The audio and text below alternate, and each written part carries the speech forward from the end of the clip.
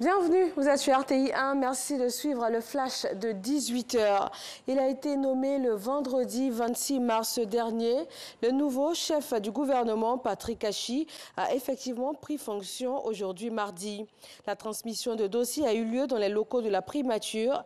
Le directeur de cabinet de la primature et le secrétaire général de la présidence ont dressé l'état des lieux au nouveau chef du gouvernement, notamment le bilan du défunt Premier ministre Ahmed Bakayoko et les priorités de l'heure concernant l'action gouvernementale. Patrick Achi a dit prendre bonne note des diligences et compter sur le soutien de ses collaborateurs pour atteindre les objectifs qui lui sont assignés en tant que chef du gouvernement.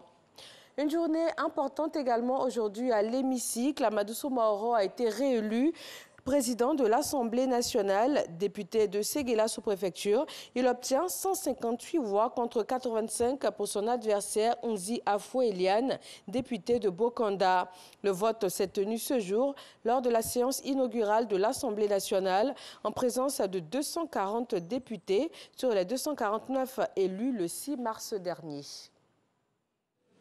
Distingués invités, honorables députés et très chers collègues, mesdames et messieurs, je voudrais remercier tous les députés, ceux qui ont porté leur voix sur moi pour m'élire en tant que président de l'Assemblée nationale et l'ensemble des députés. Je remercie également toutes les personnalités qui ont pris de leur temps pour participer à cette séance. Vu que la rentrée parlementaire est dans 2 jours, je voudrais réserver mon allocution pour cette circonstance. Merci. La séance est levée. 36e jour de jeûne pour les fidèles chrétiens. Des congrégations religieuses ont reçu un appui de la première dame de Côte d'Ivoire en cette période particulière. 20 millions de francs CFA en vivres et en non-vivres remis par la ministre Anne-Désirée Ouloto. En sport football, on parle des éliminatoires de la Coupe d'Afrique des Nations 2021.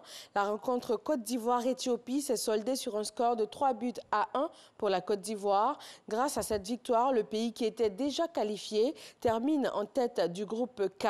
La Mauritanie vient aussi de se qualifier grâce à une victoire 1-0 face à la RCA. Une enquête de l'ONU conclut qu'une frappe de l'opération Barkhane a visé le village de Bountis dans le centre du Mali et tué des civils. L'équipe d'enquêteurs de l'ONU a interrogé 115 à 200 personnes. Au moins 16 civils ont été tués lors de cette frappe de la force française. 3 civils également morts des suites de leurs blessures. Les enquêteurs estiment nécessaire l'ouverture sur le terrain d'une enquête indépendante, crédible et transparente.